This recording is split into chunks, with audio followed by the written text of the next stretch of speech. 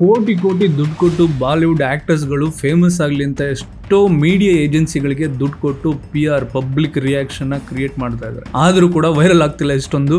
ಆದರೆ ಫ್ರೀ ಆಗಿ ಮೊನಾಲಿಸಾ ಭೋಸ್ಲೆ ಇಷ್ಟು ಲೆವೆಲ್ ವೈರಲ್ ಆಗಿ ಒಂದು ಮೂವಿಗೆ ಲೀಡ್ ಆಕ್ಟರ್ಸ್ ಆಗಿ ಈಕೆ ಸೆಲೆಕ್ಟ್ ಆಗಿದೆ. ಅದು ಯಾರು? ರಾಜ್ಕುಮಾರ್ ರಾವ್ ಬ್ರದರ್ ಅಮಿತ್ ರಾವ್ ಮಾಡ್ತಿರುವಂತ ಮೂವಿಗೆ ಲೀಡ್ ಆಕ್ಟ್ರೆಸ್ ಆಗಿ ಈಕೆನ ಸೆಲೆಕ್ಟ್ ಮಾಡಿದ್ದಾರೆ. ಯಾರು? ಸಂಜಯ್ ಮಿಶ್ರಾ ಅನ್ನೋ ಒಬ್ಬ ಡೈರೆಕ್ಟರ್. ಪ್ರಿಯಾಮಣಿ ಅವರು ಒಂದು ಸೀಕ್ರೆಟ್ ನ ರಿವೀಲ್ ಮಾಡ್ತಾರೆ ಒಂದು ಪಾಡ್ಕಾಸ್ಟ್ ಅಲ್ಲಿ.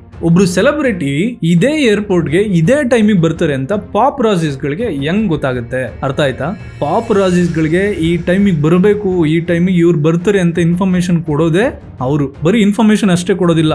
ಕೆಲವ್ರುಗಳು ಪ್ರಾಜೆಕ್ಟ್ಗಳಿಗೆ ಅಪಾರ್ಚುನಿಟಿಗಳು ಸಿಗ್ಲಿ, ಸೋಷಿಯಲ್ ಮೀಡಿಯಾದಲ್ಲಿ ನಮ್ಮ ಫೇಸ್ ಓಡಾಡ್ತಾನೆ ಇರಲಿ ಅನ್ನೋ ಕಾರಣಕ್ಕೆ ಅವ್ರಗಳಿಗೆ ದುಡ್ಡು ಕೂಡ ಕೊಟ್ಟು ಅವ್ರಗಳ ಹತ್ರ ವಿಡಿಯೋಗಳನ್ನ ಮಾಡಿಸ್ಕೊಂತಾರೆ. paparazzi వచ్చి ಏರ್ಪೋರ್ಟ್ ಗಾನಿ spotted outside the gym whatever wherever you want to pay చేస్తారు. ಪಾಪರಾಜಿಸ್ಗಳಿಗೆ ಬರೀ ವಿಡಿಯೋಗಳು ಮಾಡೋದ್ರಿಂದ, ಅದು ಇನ್ಸ್ಟಾಗ್ರಾಮ್ ಅಲ್ಲಿ ವಿಡಿಯೋ ಮಾಡೋದ್ರಿಂದ ದುಡ್ಡು ಸಿಗುತ್ತೆ ಅಂತ ನಿಮ್ಗೆ ಗೊತ್ತಿತ್ತಾ?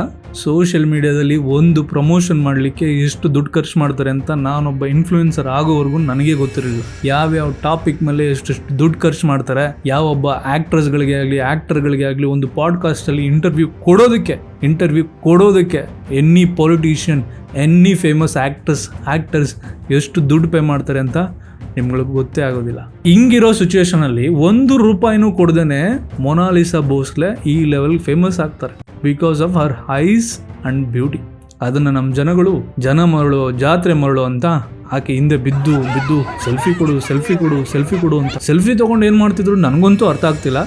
ಡೈರೆಕ್ಟ್ರು ಈಕೆನ ಹುಡುಕೊಂಡು ಪ್ರಯಾಗ್ರಾಜ್ಗೆ ಹೋಗಿ ಹುಡುಕಾಡಿದ್ದಾರೆ, ಆಕೆ ಸಿಕ್ಕಿಲ್ಲ. ಕೊನೆಗೆ ಆಕೆ ಅವ್ರ ಊರಲ್ಲಿದ್ದಾರೆ ಅಂತ ಗೊತ್ತಾಗಿ ಆಕೆ ಸ್ವಂತ ಊರು ಮಧ್ಯಪ್ರದೇಶ ಹೋಗಿ ಆಕೆಗೆ ಮತ್ತೆ ಆಕೆ ಫ್ಯಾಮಿಲಿನ ಮೀಟ್ ಮಾಡಿ ದ ಡೈರಿ ಆಫ್ ಮಣಿಪುರ್ ಅನ್ನೋ ಒಂದು ಮೂವಿಗೆ ಈಕೆನ ಸೆಲೆಕ್ಟ್ ಮಾಡಿದ್ದಾರೆ. ಈ ಪ್ರಾಜೆಕ್ಟ್ ಅಲ್ಲಿ ನೀನು ಲೀಡ್ ಆಕ್ಟ್ರೆಸ್ ಆಗಿ ವರ್ಕ್ ಮಾಡ್ತೀಯ ಅಂತ ಹೇಳ್ಬಿಟ್ಟು ಆಕೆಗೆ ಆಫರ್ ಕೊಟ್ಟಿದ್ದಾರೆ. ಅವ್ರ ಫ್ಯಾಮಿಲಿ ಜೊತೆಗೆ ಇನ್ಫ್ಯಾಕ್ಟ್ ಮಾತಾಡಿದ್ದಾರೆ. ಅವರ ಸ್ವಂತ ಇನ್ಸ್ಟಾಗ್ರಾಮ್ ಅಲ್ಲಿ ಈ ವಿಡಿಯೋನ ಹಾಕಿದ್ದಾರೆ. ಅವ್ರ ಫ್ಯಾಮಿಲಿ ತುಂಬಾ ಇನ್ನೋಸೆಂಟು.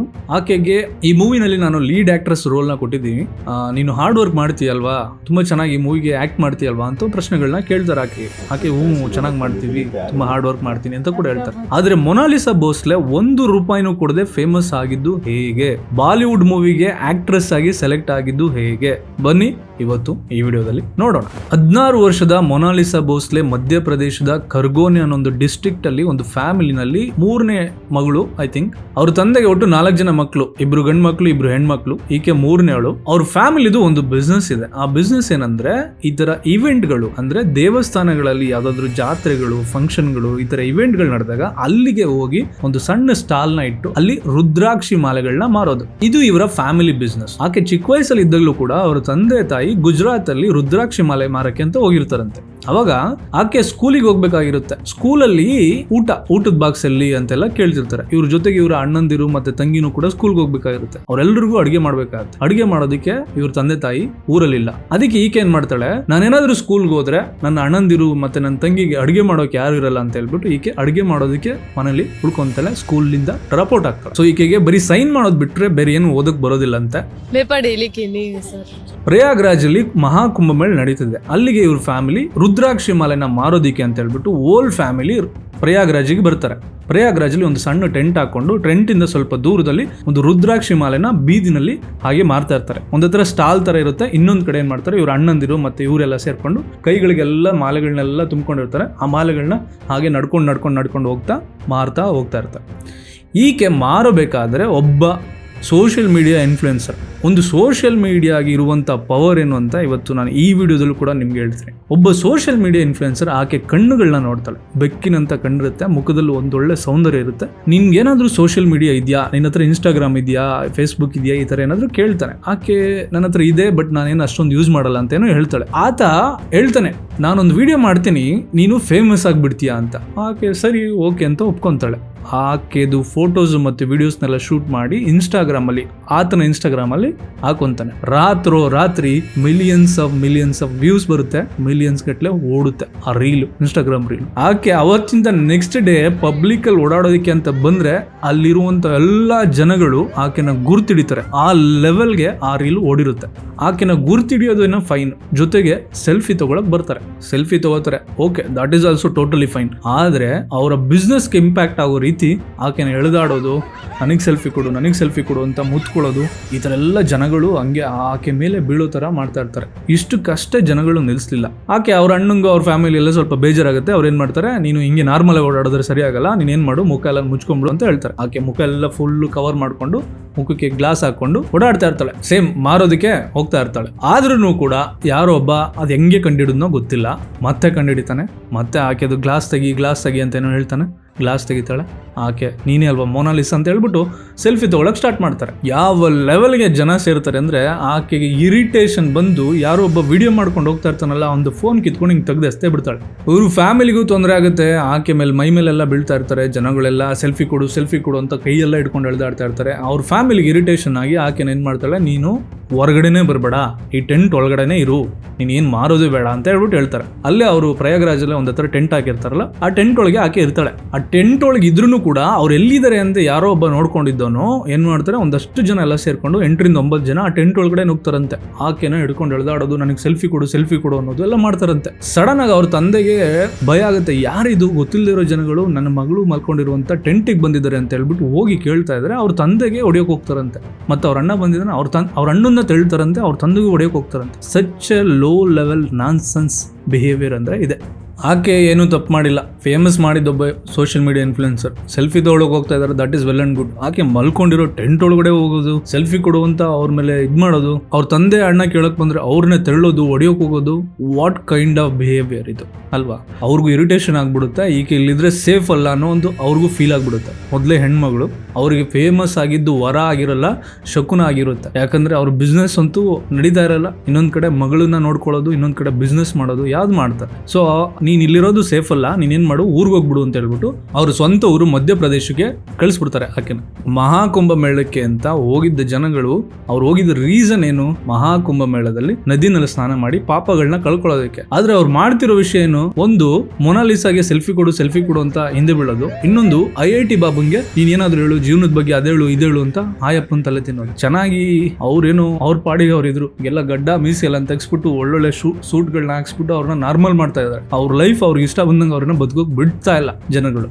ಸೋಷಿಯಲ್ ಮೀಡಿಯಾದಲ್ಲಿ ಒಬ್ರು ಫೇಮಸ್ ಆಯ್ತು ಅಂದ್ರೆ ಅದು ಡೈರೆಕ್ಟರ್ಗಳಿಗೆ ಹೋಗುತ್ತೆ, ಪ್ರೊಡ್ಯೂಸರ್ಗಳಿಗೆ ಹೋಗುತ್ತೆ, ಮೂವಿ ಮಾಡೋರ್ಗೆ ಹೋಗುತ್ತೆ, ಎಲ್ಲರಿಗೂ ಹೋಗುತ್ತೆ. ಅದೇ ರೀತಿ ಒಬ್ಬ ಡೈರೆಕ್ಟರ್ಗೆ ಈಕೆನ ಒಂದು ಮೂವಿಗೆ ಕಾಸ್ಟ್ ಮಾಡಬೇಕು ಅಂತ ಹೇಳ್ಬಿಟ್ಟು ಅವ್ರನ್ನ ಹುಡುಕೊಂಡು ಪ್ರಯಾಗ್ರಾಜಕ್ಕೆ ಬರ್ತಾರಂತೆ. ಪ್ರಯಾಗ್ರಾಜಲ್ಲಿ ಹುಡುಕ್ತಾರೆ, ಅವ್ರ ಫ್ಯಾಮಿಲಿಗೆಲ್ಲ ಕೇಳ್ತಾರೆ. ಅವ್ರು ಇಲ್ಲಿಲ್ಲ, ಊರಿಗೆ ಕಳಿಸ್ಬಿಟ್ಟಿದೀವಿ ಅಂತ ಹೇಳ್ತಾರೆ. ಸರಿ ಅಂತ ಹೇಳ್ಬಿಟ್ಟು ಊರಿಗೆ ಕೂಡ ಹುಡುಕೊಂಡು ಹೋಗ್ತಾರೆ, ಮಧ್ಯಪ್ರದೇಶಕ್ಕೆ. ಅಲ್ಲಿ ಹುಡುಕೊಂಡು ಹೋಗಿ ಅವ್ರ ಫ್ಯಾಮಿಲಿ ಜೊತೆಗೆ ಅವ್ರ ಜೊತೆಗೆ ಎಲ್ಲ ಮಾತಾಡ್ತಾರೆ. ಈ ತರ ನಾವು ದ ಡೈರಿ ಆಫ್ ಮಣಿಪುರ್ ಅನ್ನೋ ಒಂದು ಮೂವಿನ ಮಾಡ್ತಾ ಇದೀವಿ. ಅದರಲ್ಲಿ ರಾಜ್ಕುಮಾರ್ ಅವ್ರ brother Amit Rao leading actor role ಆಗಿ ಮಾಡ್ತಾ ಇದ್ದಾರೆ. ನೀವು ಲೀಡಿಂಗ್ ಆಕ್ಟ್ರೆಸ್ ಆಗಿ ಮಾಡ್ತೀಯ ಅಂತ ಹೇಳ್ಬಿಟ್ಟು ಒಂದು ಆಫರ್ನ ಕೊಡ್ತಾರೆ, ಎಲ್ಲನೂ ಎಕ್ಸ್ಪ್ಲೈನ್ ಮಾಡ್ತಾರೆ. ಇನ್ಸ್ಟಾಗ್ರಾಮ್ ಚಾನಲ್ ಅಲ್ಲಿ ಅದೇ ವಿಡಿಯೋನ ಅವ್ರು ಪೋಸ್ಟ್ ಮಾಡಿದ್ದಾರೆ. ₹1 ಖರ್ಚು ಮಾಡದೆ ಆಕೆ ಫೇಮಸ್ ಆಗಿದ್ದು ಒಂದು ಮೂವಿಗೆ ಆಫರ್ ಸಿಕ್ತು. ಅರ್ಥ ಆಯ್ತಾ? ಕೋಟಿ ಕೊಟ್ಟು ಏನೇನೋ ಮಾಡ್ತಾರೆ, ಆದ್ರೂ ಕೂಡ ಒಂದು ಮೂವಿಗೆ ಆಫರ್ ಸಿಗಲ್ಲ. ಒಂದು ಮೂವಿಗೆ ಸೆಲೆಕ್ಷನ್ ಪ್ರೊಸೀಜರ್ ಏನಿದೆ ಗೊತ್ತಾ? ಫಸ್ಟ್ ಏನ್ ಮಾಡ್ತಾರೆ, ಆಡಿಷನ್ ಮಾಡ್ತಾರೆ.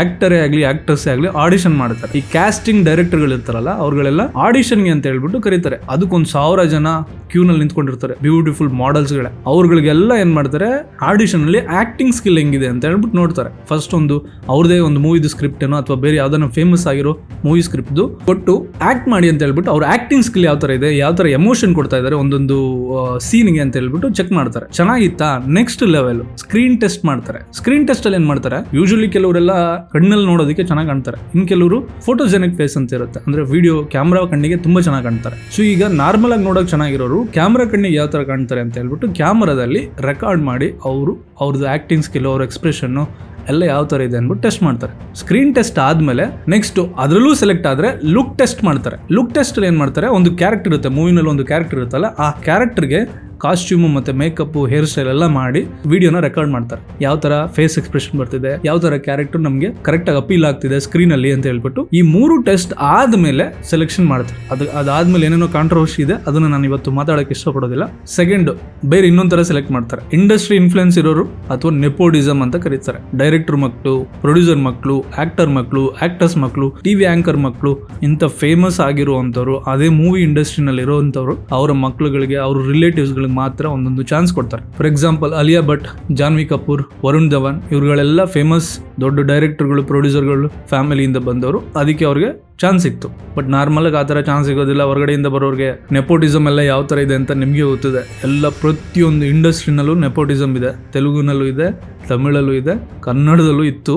ಇವಾಗ ಸ್ವಲ್ಪ ಕಮ್ಮಿ ಆಗಿದೆ ಅಂತ ಅನ್ಕೊಂತೀನಿ. ಬಾಲಿವುಡಲ್ಲಂತೂ ನೆಕ್ಸ್ಟ್ ಲೆವೆಲ್ಗೆ ಇದೆ. ಅದಕ್ಕೆ ಇವಾಗೆಲ್ಲ ಮೂವಿಗಳು ಹೆಂಗೆಂಗೋ ಹೋಗ್ತಾ ಇದಾವೆ. ಬರೀ ನೆಪೋಟಿಸಮ್ ಅಂತ ಹೇಳ್ಬಿಟ್ಟು ಸುಮ್ಮನೆ ಫೇಮಸ್ ಆಗಿರೋರ್ನ, ಗೊತ್ತಿರೋರ್ನ ಹಾಕೊಂಡು ಟ್ಯಾಲೆಂಟ್ ಇರೋರಿಗೆ ಅವಕಾಶಗಳನ್ನ ಕೊಡದೇ ಇರೋ ಕಾರಣಕ್ಕೆ ಹೊಸ ಟ್ಯಾಲೆಂಟ್ಗಳು ಇಂಡಸ್ಟ್ರಿ ಒಳಗೆ ಕಾಲ ಇಡ್ತಾ ಇಲ್ಲ, ಹೊಸ ಪ್ರಯತ್ನಗಳು ಇಂಡಸ್ಟ್ರಿನಲ್ಲಿ ನಡೀತಾ ಇಲ್ಲ.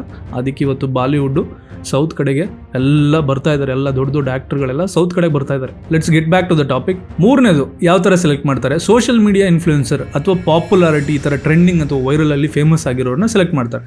ಇನ್ಫ್ಯಾಕ್ಟ್ ಪ್ರಭಾಸ್ದು ನೆಕ್ಸ್ಟ್ ಮೂವಿಗೆ ಹೀರೋಯಿನ್ ಆಗಿ ಸೆಲೆಕ್ಟ್ ಆಗಿರೋರು ಒಬ್ಬ ಸೋಷಿಯಲ್ ಮೀಡಿಯಾ ಇನ್ಫ್ಲೂಯೆನ್ಸರ್, ಡ್ಯಾನ್ಸರ್. ಚೆನ್ನಾಗಿದೆ ನೋಡಿ ಒಂದ್ಸಲ. ಆಕೆ ಹೆಸರು ಇಮಾನ್ವಿ ಅಂತ ಹೇಳ್ಬಿಟ್ಟು. ಈ ಥರ ಸೋಷಿಯಲ್ ಮೀಡಿಯಾ ಇನ್ಫ್ಲೂಯೆನ್ಸರ್ಗಳನ್ನ ಸೆಲೆಕ್ಟ್ ಮಾಡ್ತಾರೆ. ನಿಮ್ಮೆಲ್ರಿಗೂ ಗೊತ್ತೇ ಇದೆ, ಕಡಲೆಕಾಯಿ ಮಾರ್ಕೊಂಡು ಕಚ್ಚಾ ಬಾದಾಮ್ ಹಾಡು ಹೇಳಿದ್ರಲ್ಲ, ಅವ್ರು ಎಷ್ಟು ವೈರಲ್ ಆದ್ರು, ಫೇಮಸ್ ಆದ್ರು, ಅವ್ರನ್ನ ಇಟ್ಕೊಂಡು ಅದೇ ಒರಿಜಿನಲ್ ಸಾಂಗ್ನ ಮ್ಯೂಸಿಕ್ ಇಂಡಸ್ಟ್ರಿಯವರು ಮ್ಯೂಸಿಕ್ನ ಪ್ರೊಡ್ಯೂಸ್ ಮಾಡ್ತಾರೆ ಅವ್ರನ್ನ ಇಟ್ಕೊಂಡು. ಅದಾದ್ಮೇಲೆ ಏನಾಯ್ತು, ಈಗ ಅವ್ರೇನು ನ್ಯೂಸಲ್ಲೇ ಇಲ್ಲ, ಮತ್ತೆ ಕಡಲೆಕಾಯಿ ಮಾರ್ತಾ ಇದ್ದಾರೆ ಅಂತ ನಾನು ಕೇಳ್ಪಟ್ಟೆ. ಇನ್ನೊಬ್ರು ರೈಲ್ವೆ ಸ್ಟೇಷನ್ ಒಬ್ಬಾಕೆ ಹಾಡ್ತಾ ಇರ್ತಾರೆ, ಅವ್ರದ್ದು ಕೂಡ ಫೇಮಸ್ ಆಗಿ ವೈರಲ್ ಆಗಿ ಅವ್ರನ್ನ ಕರೆಸಿ ಹಿಮೇಶ್ ರೇಷ್ಮಿ ಒರಿಜಿನಲ್ ಸಾಂಗ್ ಅಲ್ಲಿ ಒರಿಜಿನಲ್ ಸಿಂಗರ್ ಆಗಿ ಆಕೆನ ಕೂಡ ಹಾಕೊಂಡಿರ್ತಾರೆ. ಅದಾದ್ಮೇಲೆ ಏನೇನೋ ಕಾಂಟ್ರವರ್ಸಿ ಆಗುತ್ತೆ, ಮತ್ತೆ ರೈಲ್ವೆ ಸ್ಟೇಷನ್ಗೆ ಹೋಗಿ ಸೆಟ್ಲ್ ಆಗಿದ್ದಾರೆ ಅಂತ ಕೇಳ್ಪಟ್ಟೆ.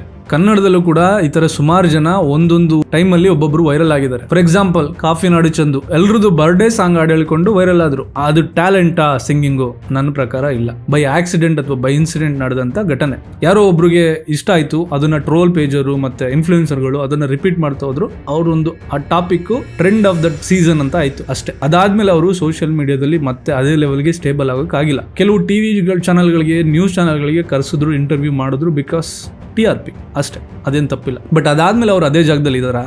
ಖಂಡಿತ ಇಲ್ಲ. ನೆಕ್ಸ್ಟ್ ಇನ್ನೊಬ್ರು ಬಿಸಿ ರಾಗಿ ಮುದ್ದೆ ಡೋಲೋ 650 ಮಾತ್ರೆ ಅಂತ ಮೈಸೂರವರೊಬ್ರು ಫೇಮಸ್ ಆಗಿದ್ರು, ವೈರಲ್ ಆಗಿದ್ರು. ಅವ್ರನ್ನ ಎಲೆಕ್ಷನ್ ಟೈಮಲ್ಲಿ ಕ್ಯಾಂಪೇನಿಗೆ ಅವ್ರನ್ನ ಕರ್ಕೊಂಡು ಹೋಗಿದ್ರು. ಯಾವುದೋ ಮೂವಿನಲ್ಲೇನೋ ಒಂದು ಕ್ಯಾರೆಕ್ಟರ್ಗೆ ರೋಲ್ ಕೊಟ್ಟಿದ್ದಾರೆ ಅಂತ ಕೇಳ್ಪಟ್ಟೆ. ಐ ಡೋಂಟ್ ನೋ ಇವಾಗ ಅವ್ರ ಪರಿಸ್ಥಿತಿ ಏನಿದೆ ಅಂತ ನನಗಂತೂ ಗೊತ್ತಿಲ್ಲ. ಗೊತ್ತಿದ್ರೆ ನೀವು ಕಮೆಂಟ್ ಹಾಕಿ. ಇನ್ನು ಮಂಜಣ್ಣ ಬಂದ್ರು ಏನ್ ಮಾಡ್ತಾ ಇದಾರೆ ಬಂದ್ರು ಅಂತ. ಇವರು ಕೂಡ ಫೇಮಸ್ ಆದ್ರು, ಬಟ್ ಟ್ಯಾಲೆಂಟ್ ಇಟ್ಕೊಂಡು ಫೇಮಸ್ ಆದ್ರ. ಈಗಲೂ ಕೂಡ ರೀಲ್ಸ್ ವಿಡಿಯೋಸ್ಗಳನ್ನ ಮಾಡ್ತಾ ಇದಾರೆ ಅಂತ ಅನ್ಕೊಂತೀನಿ. ಇನ್ನು ಕೆಲವರು ಇದ್ದಾರೆ ವುಮನ್ ಕ್ಯಾರೆಕ್ಟರ್ಗಳು, ನನಗೆ ಅವ್ರಗಳ ಹೆಸರು ನೆನಪಾಗ್ತಿಲ್ಲ, ನೀವುಗಳು ಕಮೆಂಟ್ ಮಾಡಿ. ಓವರಾಲ್ ನಾನು ಏನ್ ಹೇಳಲಿಕ್ಕೆ ಇಷ್ಟಪಡ್ತಾ ಇದೀನಿ ಅಂದ್ರೆ, ಸೋಷಿಯಲ್ ಮೀಡಿಯಾ ಅನ್ನೋದು ಒಂದು ಮಾಯಾ ಲೋಕ ಇದ್ದಂಗೆ. ಆ ಮಾಯಾ ಲೋಕದಲ್ಲಿ ನೀವು ಮಾಯಾ ಜಿಂಕಿಯಾಗಿ ಬಂದ್ರೆ ಮಾಯಾ ಜಿಂಕಿಯಾಗಿ ಕಾಣೆಯಾಗಿ ಹೋಗ್ತೀರಾ. ಆ ಮಾಯಾ ಜಿಂಕೆಗೆ ಏನಾದ್ರೂ ಒಂದು ಟ್ಯಾಲೆಂಟ್ ಇದ್ರೆ, ಒಂದು ಸ್ಕಿಲ್ ಇದ್ರೆ ಮಾತ್ರನೇ ಆ ಜಿಂಕೆ ಆ ಮಾಯಾ ಲೋಕದಲ್ಲಿ ಸ್ವಲ್ಪ ದಿನನಾದ್ರೂ ಉಳ್ಕೊಳ್ಳೋದು. ಈಗ ನಾನು ಫೇಮಸ್ ಆಗಿದ್ದೀನಿ, ನಾನು ವೈರಲ್ ಇದ್ದೀನಿ, ನಾನು ಹಿಂಗೆ ಇರ್ತೀನಿ, ಗ್ಯಾರಂಟಿ ಇಲ್ಲ. ಸೊ ಟ್ರೆಂಡಿಂಗ್ ತಕ್ಕಂತೆ ನಾವುಗಳು ಅಪ್ಗ್ರೇಡ್ ಆಗ್ತಾ ಹೋದ್ರೆ, ಒಂದು ಸ್ಕಿಲ್ ನ ಬೆಳೆಸ್ಕೊಂಡ್ರೆ ಮಾತ್ರನೇ ಸೋಷಿಯಲ್ ಮೀಡಿಯಾ ಪ್ಲಾಟ್ಫಾರ್ಮ್ ಅಲ್ಲಿ ಉಳ್ಕೊಳ್ಳೋಕ್ಕಾಗೋದು ಅನ್ನೋದು ನನ್ನ ಅನಿಸಿಕೆ. ನಿಮ್ಗೇನ್ ಅನ್ಸುತ್ತೆ? ಕಮೆಂಟ್ ಮಾಡಿ. ಪ್ರಯಾಗ್ರಾಜಲ್ಲಿ ಮಹಾಕುಂಭಮೇಳಕ್ಕೆ ಎಲ್ಲ ಜನಗಳು ಹೋಗೋದೇನಕ್ಕೆ? ದೇವರ ಭಕ್ತಿಯಿಂದ. ನಮ್ಮ ಹಿಂದೂ ಧರ್ಮದಲ್ಲಿ ಅಷ್ಟೂ ಜನ ಒಂದೇ ಜಾಗದಲ್ಲಿ ಸೇರಿರುವಂಥದ್ದು ದೊಡ್ಡ history. I think Barcelona Messi ಒಂದ್ಸಲ ವರ್ಲ್ಡ್ ಕಪ್ ಗೆದ್ದಾಗ ಅವ್ರನ್ನ ವೆಲ್ಕಮ್ ಮಾಡ್ಲಿಕ್ಕೆ ಬಾರ್ಸಿಲೋನಾದಲ್ಲಿ ಅಷ್ಟೊಂದು ಜನ ನಿಂತಿರ್ತಾರೆ. Correct me if I am wrong. ಅಷ್ಟು ಜನ ಸೇರಿರ್ತಾರೆ. ಅಷ್ಟು ಜನ ನಾನು ನೋಡಿದ್ದು ಐ ಥಿಂಕ್ ಪ್ರಯಾಗ್ರಾಜಲ್ಲೇ. ಅದು ಈ ಸಲ ನಡೆದಂಥ ಮಹಾಕುಂಭಮೇಳದಲ್ಲಿ ಮಾತ್ರ. ಲಾಸ್ಟ್ ಒಂದು 2-3 ಡೇಸ್ ಇಂದ ನಾನು ವಿಡಿಯೋನ ಪ್ರೊಡ್ಯೂಸ್ ಮಾಡೋಕ್ಕಾಗಿಲ್ಲ because of some technical issues. But let me tell you, ಈ ವಿಡಿಯೋನ ಇಲ್ಲಿವರೆಗೂ ನೀವು ನೋಡ್ತಾ ಇದ್ದೀರಾ ಅಂದರೆ ಥ್ಯಾಂಕ್ ಯು ಸೋ ಮಚ್. ನನ್ನ ಎಲ್ಲ ವೀಡಿಯೋಸ್ಗಳಿಗೆ ಒಳ್ಳೆ ಸಪೋರ್ಟ್ ಕೊಡ್ತಾ ಇದ್ದೀರಾ, thank you so much. And ನೀವೇನಾದರೂ ಈ ವಿಡಿಯೋಗೆ ಹೊಸೊಬ್ಬರಾಗಿದ್ದರೆ let me tell you, I have taken 100 videos 100 days challenge. ಅಂದರೆ ನಮ್ಮ ಸುತ್ತಮುತ್ತ ನಡೀತಿರುವಂಥ ಟ್ರೆಂಡಿಂಗ್ ಟಾಪಿಕ್ಗಳ ಬಗ್ಗೆ ಸಿಂಪಲ್ ಆಗಿ 10 ನಿಮಿಷದಲ್ಲಿ ನಿಮಗೆ ತಿಳಿಸುವಂಥ ಪ್ರಯತ್ನ ನಂದು. ಸೊ ಹೊಸೊಬ್ಬರಾಗಿದ್ದರೆ ಇನ್ನೂ ಸಬ್ಸ್ಕ್ರೈಬ್ ಮಾಡ್ಕೊಂಡಿಲ್ಲ ಅಂದರೆ ಸಬ್ಸ್ಕ್ರೈಬ್ ಮಾಡ್ಕೊಳ್ಳಿ. ನೆಕ್ಸ್ಟ್ ವಿಡಿಯೋದಲ್ಲಿ ಸಿಗೋಣ. ಅಲ್ಲಿವರೆಗೂ ಪೀಸ್.